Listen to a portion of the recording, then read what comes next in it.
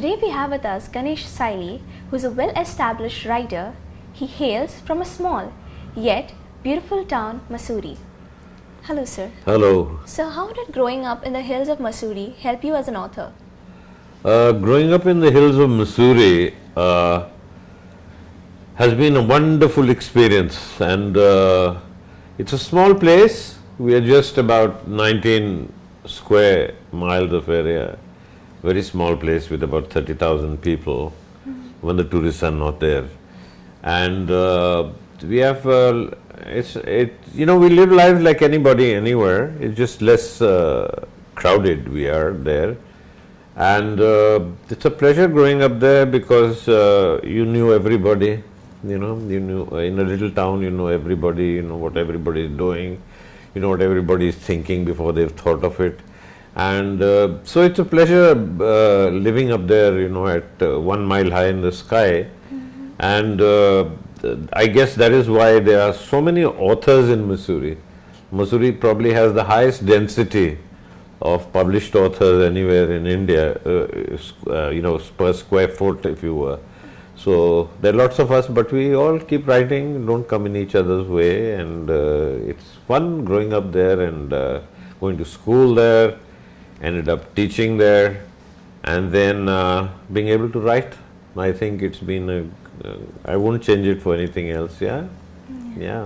So, you've written various books like Gup and Gossip, The Himalaya, Ruskin Bond, and many more. Which one did you enjoy writing the most? Enjoy writing the most, I think, I don't know, that's very hard. The one that doesn't do too well is the one you love, Amongst all your children, the one who doesn't get there is your favorite.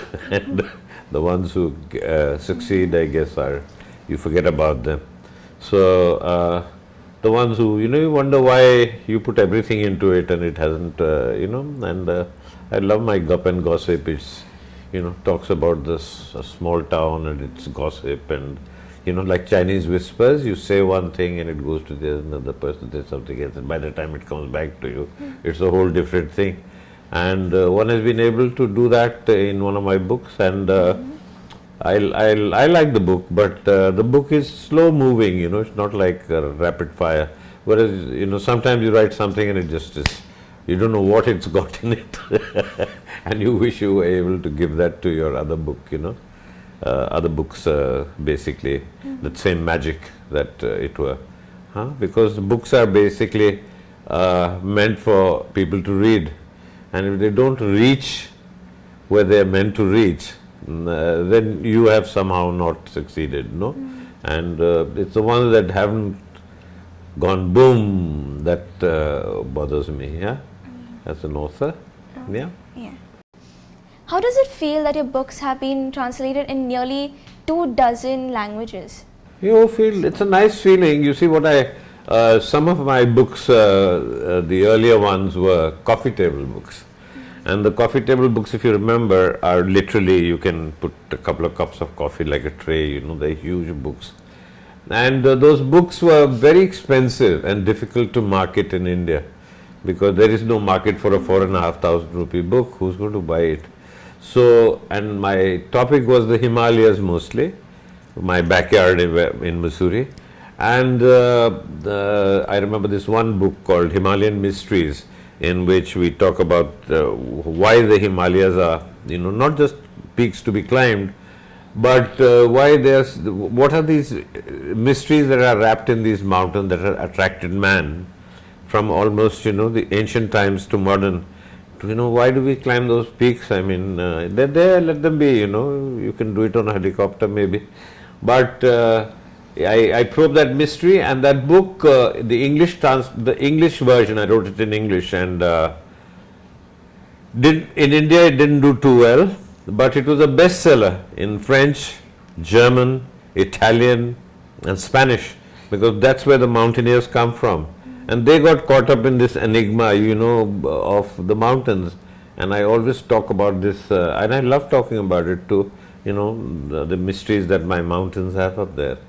It's a magic that they have. You never know why, but there is something about them that attracts, you're looking for something beyond the ranges always. as it were, you know. What you see is not what is you really see. Beyond it is something else. Huh? Yeah. So what are your expectations from the Goa Arts and Literature Festival? Oh, it's been fun. Expectations, I think I've had fun. I mean, it's great sessions with the children. I think it's amazing the outreach that they're making to the younger generation in a country that's so young, you know, where 60% of people are young now.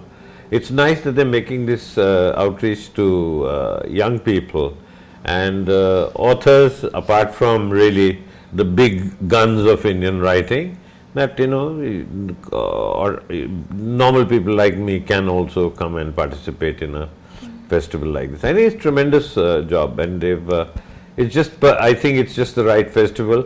Otherwise, it becomes like Chowdi Bazaar, you know, with a lot of, you know what I mean by Chowdi Bazaar, you know. It shouldn't become that. Goa Literary Festival should have its own, Arts and Literary Festival should have its own soul. And, you know, that Goanese spirit of, you know, just take it easy, you know, what's your problem kind of thing. And I've been to other literary festivals in India, and some of them are really like Chowdi Bazaar. You know, you're jostling each other, trying to get there and moving, you know, all the time. From one to the other, you know, rapid fire. It's as if each one is trying to outdo the other. And authors get very upset. Okay, why that chap got so much crowd and I've got nothing here? Theek dukaan pe koi nahi aata kind of thing. So what advice would you like to give our aspiring writers? Advice, I think, would be unsolicited, would be opinion. But in my humble advice to younger aspiring writers is the reading has to be really in depth. You have to really dive deep into whatever subject you take.